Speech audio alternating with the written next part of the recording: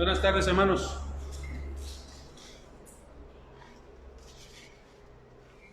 Dios les bendiga a todos, hermanos. Hoy estamos en este domingo dándole la gloria a nuestro Dios. Estamos contentos, estamos gozosos. Espero que así sea en sus casas, que de verdad estén contentos, gozosos. Me agrada ver el ánimo que tiene nuestra hermana Oti para dirigir, porque realmente pues, nos contagia, ¿verdad? De ese amor, de ese fervor que debemos tener como creyentes. Que no sea nada más algo que hacemos mecánicamente. Hermanos, vamos entonces a continuar con esta serie. Ya sabemos que esta serie le titulamos Eclesia, y yo ya les expliqué lo que significa la palabra eclesia, ¿no? Viene de la palabra iglesia, que significa llamados fuera. Entonces el Señor pues nos está llamando fuera de nuestras casas para venir a adorar al Señor. Ahora pues no podemos salir de nuestras casas, pero sí nos convoca y nos llama para que nos podamos reunir en un lugar especial para glorificar a Dios.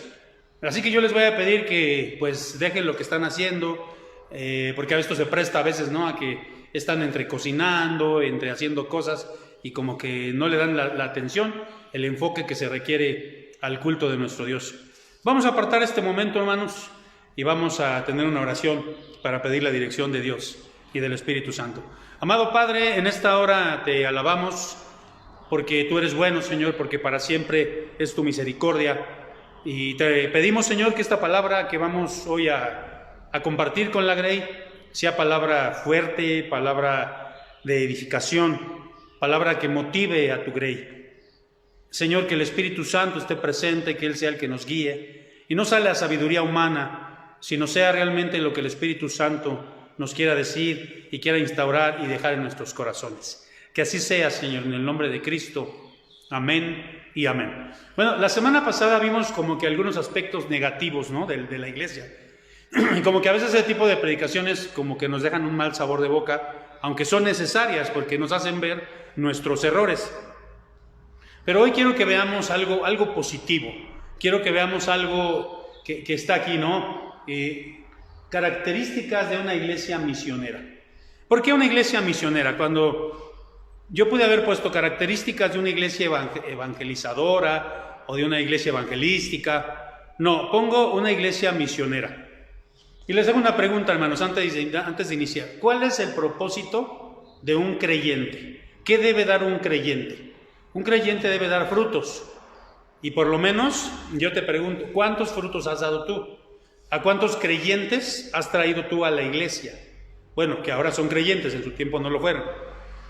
¿A cuántos tú has evangelizado y has llevado hasta el bautismo, por así decirlo?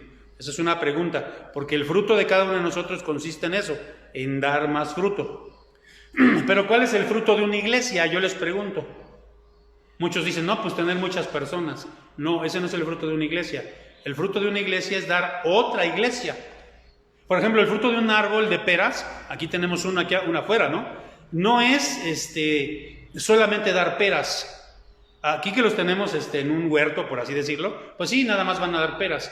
Pero cuando están en la naturaleza, los árboles tienen que extenderse, tienen que dar más árboles.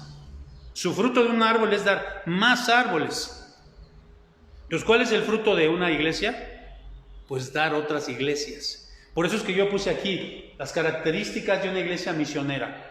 Y ya leímos aquí un pasaje en Hechos 11, y aquí estamos hablando de las primeras iglesias que fueron instauradas en los viajes misioneros, ¿verdad? Todavía no oficialmente de los viajes misioneros de Pablo, pero sí aquí de Bernabé, ¿verdad? Bernabé y Pablo que comenzaban a ministrar en esa área. Vamos entonces a ver este modelo que es de la iglesia de Antioquía. Pero antes que otra cosa, me gustaría que viéramos esta frase que dijo Juan Calvino y que yo la extraje de la institución de la religión cristiana. Y digo esto porque a nosotros los presbiterianos, pues nos gusta mucho la teología de Juan Calvino, nos basamos mucho en lo que dijo él, porque él la extrajo de la Biblia. Fue un gran teólogo, un gran escritor y un gran comentarista de la Biblia. Y fíjense lo que dijo él en la institución de la religión cristiana. Y digo esto, hermanos, porque a veces se ha pensado que las iglesias presbiterianas no son iglesias que deban evangelizar. Porque se piensa, pues como nosotros creemos en la soberanía de Dios, pues no es necesario evangelizar, porque como quiera van a llegar las personas. Como que es una mentalidad errónea. Y a veces pensamos, es que Calvino dijo. Miren lo que dijo Juan Calvino. Aquí en el libro 4 de la Institución de la Religión Cristiana, que habla precisamente, ese apartado habla de la iglesia. Fíjense lo que dijo: el poder para salvar descansa en Dios, y eso lo creemos nosotros. Ningún hombre se puede salvar por sí mismo, y nosotros estamos contrarios a lo que dicen los arminianos. Los arminianos dicen que el hombre puede hacer algo para salvarse.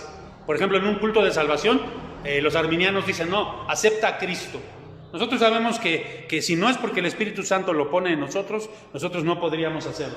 Entonces Juan Calvino dice, el poder para salvar descansa en Dios, eso lo sabemos.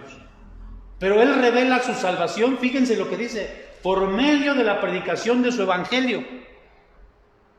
Entonces, ¿cómo va a revelar a los hombres esa salvación? A través de la predicación del evangelio. ¿Y quién va a predicar el evangelio? Pues nosotros, hermanos. Vamos a darle uno más, entonces ahora sí vamos a ver este modelo de Antioquía. 4 características, vamos a ver, de una iglesia misionera. La primera, hermanos, podemos ver aquí, en primera instancia, me acuerdo mucho cuando iba en el seminario, yo estudié un libro, lo sigo estudiando, yo lo tengo esos libros, de hecho son 3 tomos, de este autor, Justo L. González, los que lo conocemos, y yo nunca se me va a olvidar Justo L. González, porque lo llevé en las clases de historia de la iglesia, historias del pensamiento cristiano, pero fue porque en vamos a llamarle así, en unos cursos que dio él de verano en el seminario, fue donde yo me hice novio de mi esposa. Entonces por eso me acuerdo mucho de Justo González. Pero bueno, este hombre en sus libros de historia del pensamiento cristiano decía que había 3 tipos de teologías en la época de la primera iglesia, en los primeros siglos.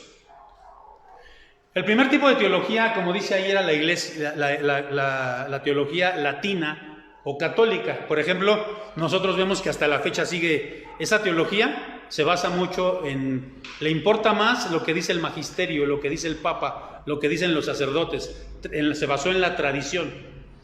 Toda esa teología latina se basó en la tradición. Pero estaba también la teología alejandrina, que fue una teología más metafórica, más filosófica. Tenemos, por ejemplo, a Filón de Alejandría, uno de los primeros expositores, predicadores de esa corriente que era más filosófica, y que esa la siguieron las iglesias ortodoxas, la griega, la rusa, todas las iglesias ortodoxas siguieron más esa línea. Pero nos dice en su libro, el hermano, yo estoy de acuerdo en eso, que surgió la corriente antioqueña, de la iglesia de Antioquía, de ahí viene, ¿no? Y este tipo de teología era más práctica, más pastoral, más centrada en la evangelización, más centrada en acercarse a los hermanos, en lo práctico. Y por eso es que nosotros queremos ver este modelo, ¿no?, de esta iglesia. Ahora, si ustedes se dan cuenta de qué Antioquía estamos hablando, porque en la Biblia nos menciona varias Antioquías. Bueno, aquí tenemos un mapa, espero se pueda ver. Y aquí estaba situada, ustedes pueden ver esto, es el Mediterráneo, parte del Mediterráneo. Y aquí estaba Antioquía, y nos estábamos refiriendo a Antioquía de Siria, que estaba a 25 kilómetros del Mediterráneo, es decir, tenía una ubicación envidiable, una ubicación muy buena. Y esta era una ciudad cosmopolita. ¿Qué quiere decir eso? Que había habitantes de todas las nacionalidades. Era una ciudad grande, de hecho fue la 3ª ciudad más importante de toda la antigüedad. Después de Roma y de Alejandría estaba Antioquía de Siria. Y era conocida porque era una ciudad muy pagana. Era una ciudad donde se adoraba a Dafne. Dafne era una semidiosa griega y romana, y hacían cultos idolátricos, cultos que terminaban en prostitución sagrada, en los bosques en la noche, y había prostitución con hombres y mujeres, ¿no? Acababan eso en orgías. Era famoso por eso esta ciudad. Se le puso ese nombre de Antioquía en honor a Antíoco, que fue uno de los 4 generales de Alejandro Magno. ¿Ustedes se acuerdan de ese gran conquistador? Cuando él muere, quedan 4 generales que se dividen todo el poder, y entre ellos uno de ellos fue Antíoco, y por eso le pusieron así, Antioquía.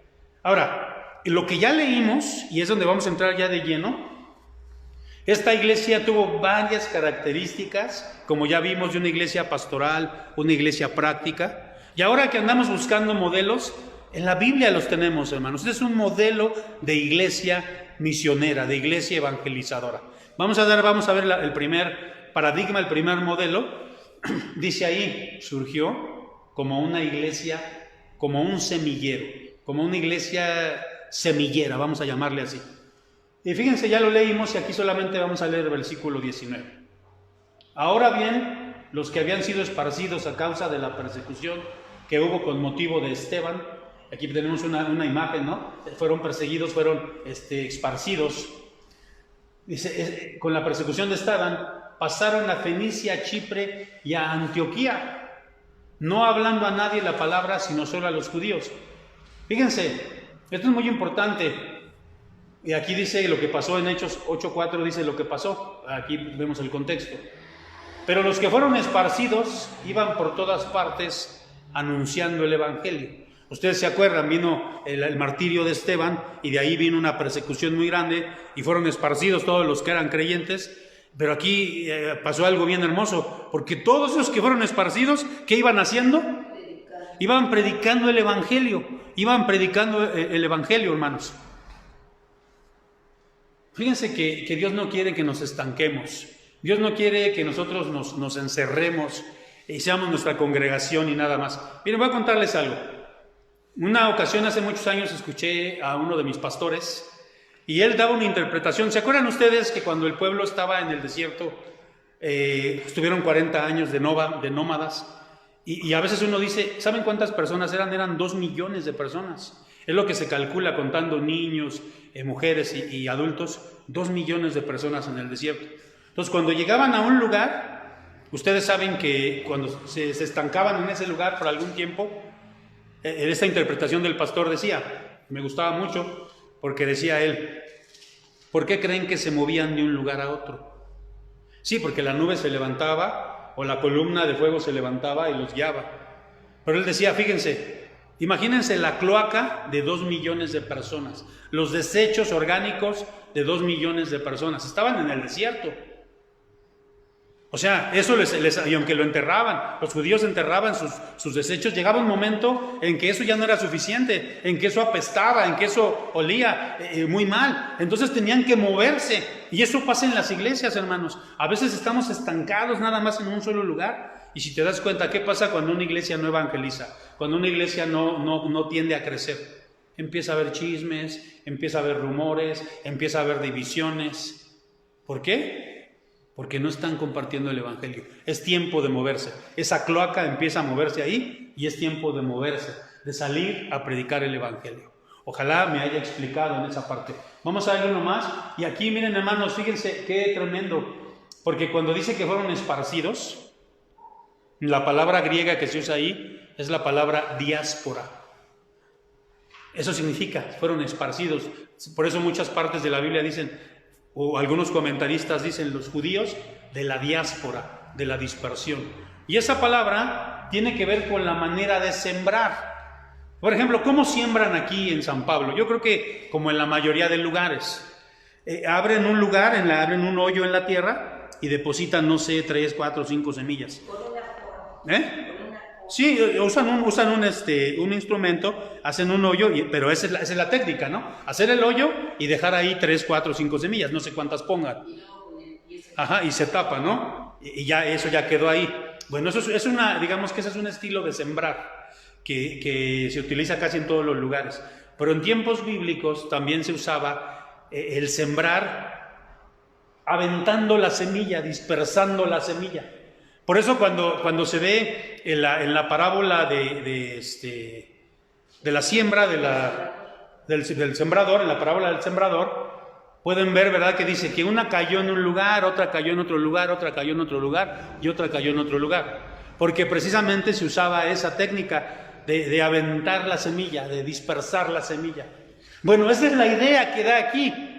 Cuando vino la persecución de Esteban, el Señor lo que hizo fue aventar la semilla, dispersarla. ¿Y qué quiere decir? Que cada uno de esos creyentes eran una ¿qué? Una semilla. Cada uno de esos creyentes era una semilla, porque cada uno de esos creyentes iba a dar fruto. Y eso es lo que nos está diciendo aquí. ¿Queremos ser una iglesia misionera, hermanos? Cada uno de nosotros tenemos que ser semillas, tenemos que evangelizar. Y hace rato yo te preguntaba y te lo vuelvo a preguntar, ¿hace cuánto que tú no compartes el evangelio? O si alguien te preguntara, algún día de hecho te lo va a preguntar el Señor Jesucristo, cuando llegues a su presencia, ¿a cuántos tú le compartiste? ¿Cuántos vinieron a ti? Vinieron a mí por causa tuya. Entonces, ¿queremos ser una iglesia, hermanos, realmente misionera? Tenemos que ser nosotros ese semillero. Ahora, yo sé, hermanos, que hay personas que tienen el don de ser evangelistas. Porque nosotros decimos, cuando habla la Biblia, allá en Corintios habla de los dones y habla del don de evangelistas. Muchos piensan en aquel hermano que se para en un estadio y predica a millones. La Biblia nunca pensó en eso. Un evangelista es alguien que comparte de persona a persona. Y algunos tienen ese don. Y algunos no tenemos ese don. Pero aunque no tengamos el don, es un mandamiento. Y el Señor nos dijo, tienen que ir y compartir el evangelio. Por ejemplo, yo conozco hermanos en diferentes congregaciones que a donde quiera que van, predican el evangelio. A quien sea le predican el evangelio. Al taxista, al amigo, al compañero. Porque tienen ese don. La persona que me llevó a mí a los pies de Cristo, el muchacho, el hermano que me compartió a mí el evangelio, él trabajaba en un banco en sistemas cerrados de cámara y bueno, trabajaba para una compañía y llegaba a varios bancos. Nunca jamás se iba a donde llegaba al banco que él llegaba, compartía de la palabra de Dios, siempre traía folletos y siempre compartió. Pues yo soy fruto de ese compartir. Pero hay hermanos que de verdad nunca han compartido su fe. ¿Cómo va a crecer la iglesia si nosotros no compartimos nuestra fe? Somos semillas. ¿Cómo creció la iglesia de Antioquía? De esa manera, hermanos. A donde iban, predicaban el evangelio. Ahora, fíjense lo que dijo Juan Calvino, porque quiero respaldar todo esto con la Biblia, pero también con pensamientos de Juan Calvino. Él comentó todos los libros de la Biblia. Aquí vamos a ver el comentario a Isaías, el capítulo 2. Fíjense lo que dijo él. El método ordinario de reunir una iglesia es mediante la voz externa de los hombres. Pues aunque Dios podría atraer así a toda persona mediante una influencia secreta, sí, Dios podía, ¿no? No usarnos a nosotros de manera mágica o secreta, podía atraer a las personas. Sin embargo, la acción de los hombres para despertar en ellos inquietud por la salvación de los demás. Es decir, Dios nos usa a nosotros para compartir su palabra. Ahora platicábamos hace ratito con el hermano Elías y hermanos, cómo es una de las maneras que hoy tenemos para compartir el evangelio, es que tú le des like, hermano, a esta, ahorita que estamos viendo aquí, que tú comentes algo, que le des un like, no porque nos interese el número de los likes, eso no nos interesa, eso sería caer en vanidad, pero sirve porque se nos ha dicho, hermanos, que eso es como el motor, como el algoritmo que tienen estas, plataformas para que se pueda compartir. Si tú le das un like, lo van a ver tus amigos, tus contactos, pero muchos ya ni le ponen nada, ni le dan nada, hermanos. Esa es una manera de compartir el evangelio. Otra es mandando los mensajes, los audios. Esas son maneras. Entonces compartamos el evangelio. Si no lo estamos compartiendo de persona a persona ahorita porque no se puede, hagámoslo de la manera que sí se puede, hermanos. Entonces vamos a darle otro más y vamos a ver la segunda característica de esta iglesia de Antioquía, de este modelo de una iglesia misionera. Segunda característica, surgió como una iglesia sin prejuicios raciales. Y clasistas, ¿no? Miren, Hechos 11:20. Fíjense, al principio solamente a quién le predicaban, allá lo vimos, ¿no?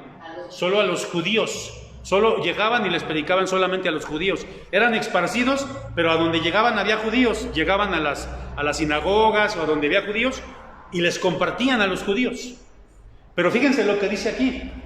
Pero había entre ellos unos varones de Chipre y de Cirene, los cuales, cuando entraron a Antioquía, hablaron también a los griegos, anunciando el evangelio del Señor Jesús. ¿Quiénes eran los griegos? Los griegos eran paganos, los griegos eran idólatras, los griegos eran inmorales completamente. Todas las ciudades griegas eran inmorales. Había mucho homosexualismo, había muchas cosas de muchas filosofías. Pero gracias a Dios que habían estos varones de Chipre y de Cirene y que vinieron y predicaron el evangelio incluso a los griegos. Ahora, hermanos, fíjense, hay iglesias que eligen un target, que eligen un blanco, que eligen, por ejemplo, un objetivo. Yo conozco iglesias de la PCA y, por ejemplo, dicen, solamente vamos a trabajar con clase media alta para arriba.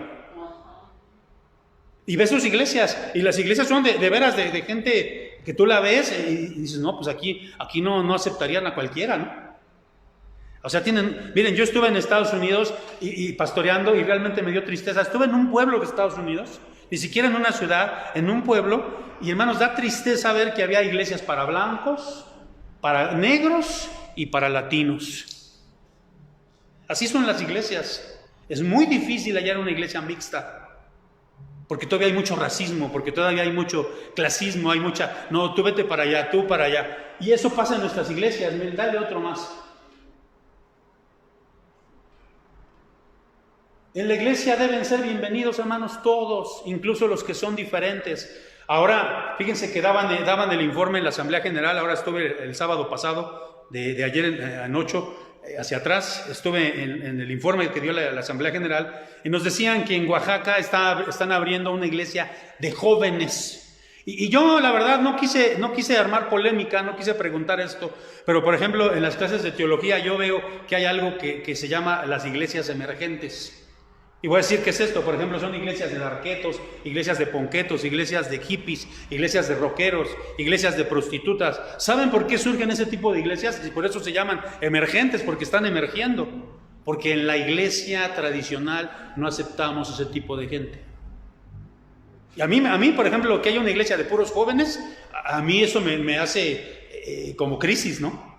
Sí, ¿por qué debe haber una iglesia de puros jóvenes? Pues la iglesia es la iglesia y en la iglesia deben caber todos.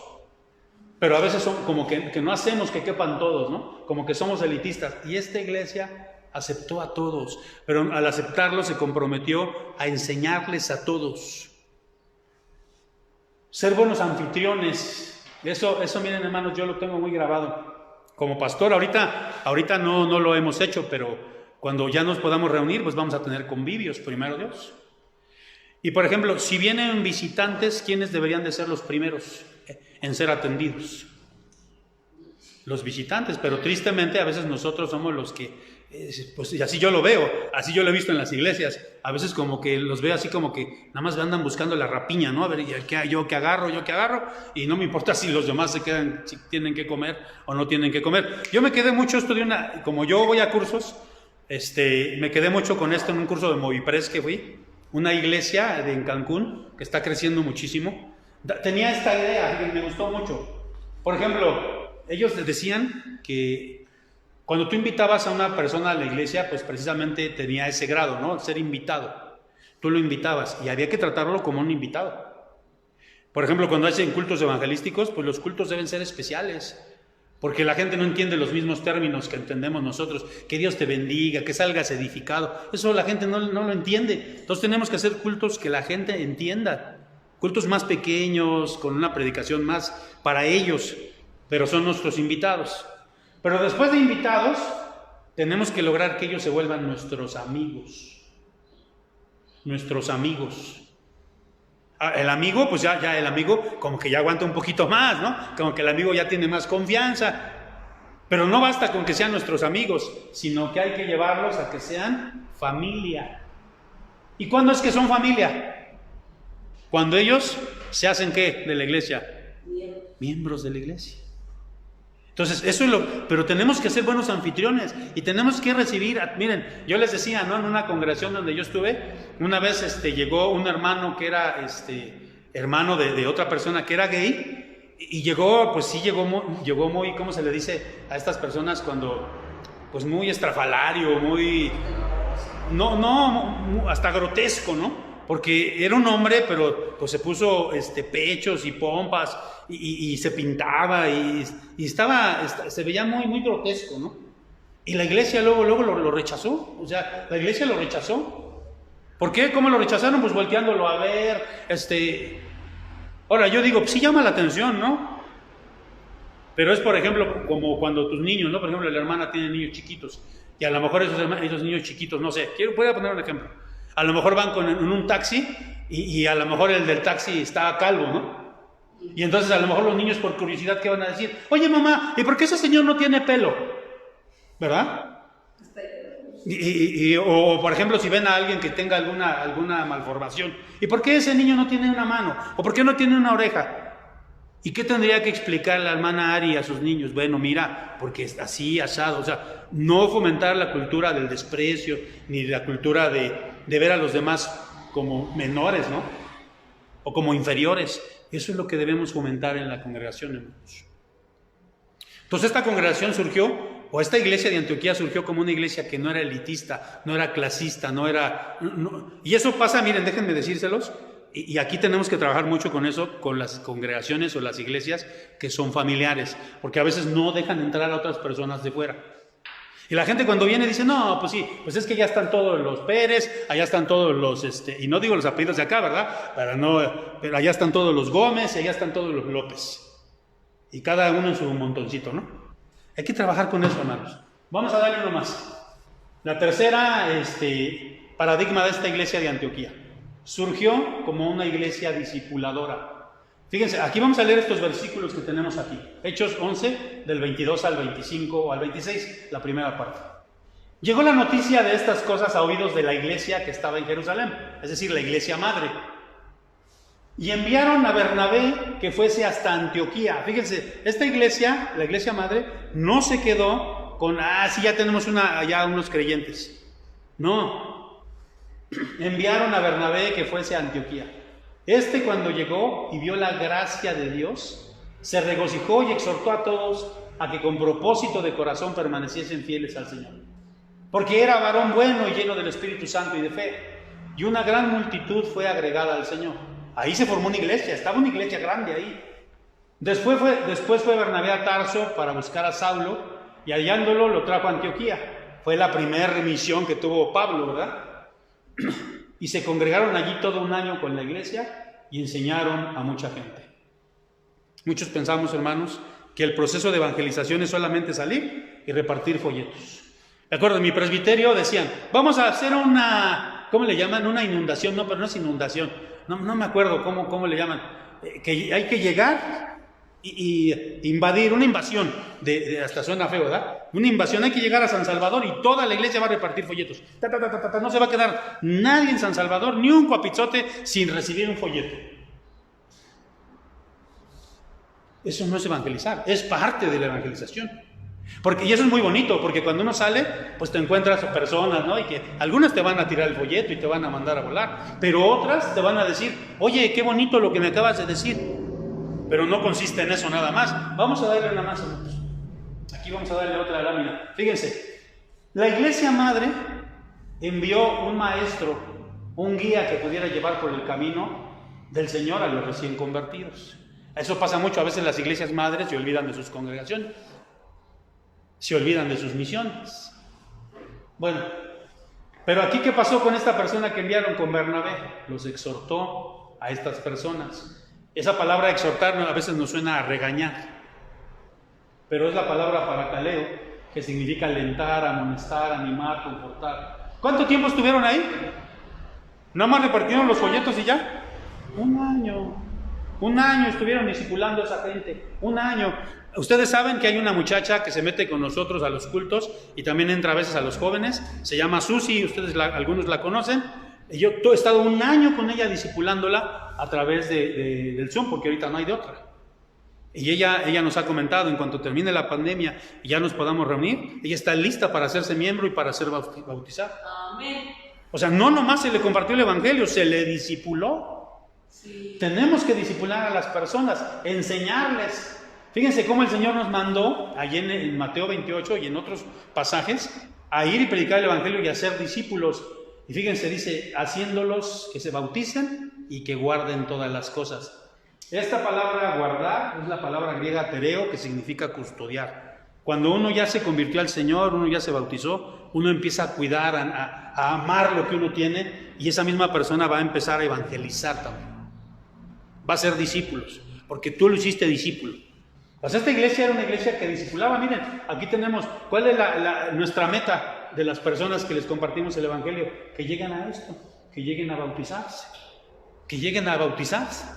Ahora, aún después de bautizarse, ya se bautizó, pues ya, allá que no, seguirles discipulando. Vamos a darle uno más. Y vamos a ver, hermanos, aquí la cuarta característica de esta iglesia de Antioquía. Surgió como una iglesia que reflejaba al Señor.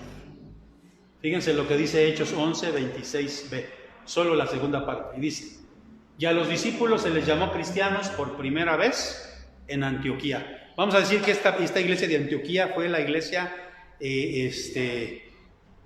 pues donde por primera vez se identificó a los discípulos del Señor Jesús como cristianos. Y acuérdense, ya lo he dicho en otras ocasiones, se les llamó cristianos como un insulto, como un apodo peyorativo. Pero ese apodo tenía mucho de algo muy hermoso, porque ellos veían que eran iguales a su Señor, hacían lo mismo que el Señor. Entonces les pusieron Cristos, que eran los cristianos, que eran pequeños Cristos, porque eran como el Señor. Para ellos era como un insulto, pero que a ti te digan que tú eres un cristiano, que eres un pequeño Cristo, qué halago, ¿no? Pero no porque traigas tu calcomanía o tu gargantilla o tu pulsera, sino porque realmente tu vida demuestra que eres cristiano. Miren, lo que alguien le ha llamado el predicar sin predicar. Predicar sin predicar. Que también es bien importante, ¿no? El testimonio que damos. A mí, que los de mi calle me podrán decir, nunca van a poder decir que yo me estacioné en doble fila, que tiré basura, que me peleé. Nunca van a poder decir eso de mí. Y les cae uno gordo porque pues no soy igual que ellos, pero ellos ven algo. Y cuando ellos necesiten van a decir, bueno, este cuate que tiene, ahora ya saben que soy cristiano. Hasta saben que soy pastor. Pero imagínense si yo no diera buen testimonio. Hay que reflejar a Cristo. Miren, qué bonito, ¿no? Que esta persona se ve así. ¿Y a quién refleja? A Cristo. Esa es una de nuestras metas que tenemos, reflejar a Cristo, hermanos. Y esta era una iglesia que reflejaba a Cristo, por eso les llamaron cristianos. Por eso les llamaron cristianos. Bueno, vamos a ver ya la parte final. Vamos a ver esta conclusión. Y yo aquí, hermanos, les digo de verdad, de todo corazón, no esperemos a que el Señor nos esparza. Ahí hubo una persecución. Y entonces, como hubo una persecución, entonces sí, todos se pusieron a predicar. No esperemos eso, hermanos. Fíjense finalmente lo que dijo Juan Calvino. Aquí en un comentario que hizo a un sermón sobre Deuteronomio, dijo así: nuestro celo debe extenderse aún más allá para atraer a otros hombres. Debemos hacer todo aquello de que seamos capaces para llevar a Dios a todos los hombres sobre la tierra. Fíjese, Calvino era un pastor. Más que un teólogo, era un pastor. No sé si ustedes sepan la historia de la iglesia, pero Francia, él era francés. Por cierto, hace unos días fue el cumpleaños, él nació el 10 de julio. ¿Sí? Ayer fue el cumpleaños de Juan Calvino, o sería su cumpleaños de Juan Calvino. Y él era un exiliado de Francia, porque Francia es uno de los países más católicos. Y lo expulsaron de Francia y él fue a Ginebra. Y allí en Ginebra él recibió a todos los refugiados franceses y él fue pastor de esos refugiados franceses. Y entonces él compartía el evangelio, él fue un pastor, más que teólogo fue un pastor. Y como ya lo vimos, la palabra de Dios nos invita, Juan Calvino nos invita, nuestra teología nos invita a hacer todo lo que esté a nuestro alcance para que las personas conozcan de Dios. Y ser modelo, hermanos, de una iglesia misionera. Yo creo, sinceramente, que las iglesias que están muertas o que se están muriendo o que están enfermas, con la ayuda de Dios puede haber un reavivamiento y pueden llegar a convertirse en iglesias poderosas en el Señor. Yo lo creo, hermanos. Ojalá que tú también lo creas y estemos orando y estemos compartiendo el evangelio, por lo menos de las maneras en que lo podemos hacer ahora. Vamos a orar. Padre Santo, gracias por la exposición de tu palabra, porque es sencilla, Señor, pero creemos que es eficaz, porque creemos que el Espíritu Santo se ha movido aquí y creemos que Él ha tocado corazones y creemos, Señor, que nuestra congregación pronto va a ser una iglesia poderosa en ti, una iglesia donde vengan personas que estén necesitando, porque nosotros vamos a ser esas semillas que tú envías, Señor, para traer más personas a los pies de Jesucristo. Ayúdanos pues, Padre, a seguir este modelo y ser una iglesia misionera como fue la iglesia de Antioquía. Que no nos avergüence, que al contrario sea un orgullo santo el que nos llamen cristianos. el que se burlen de nosotros, porque eso quiere decir que estamos hablando de ti. Te rogamos esto en el nombre de Jesús.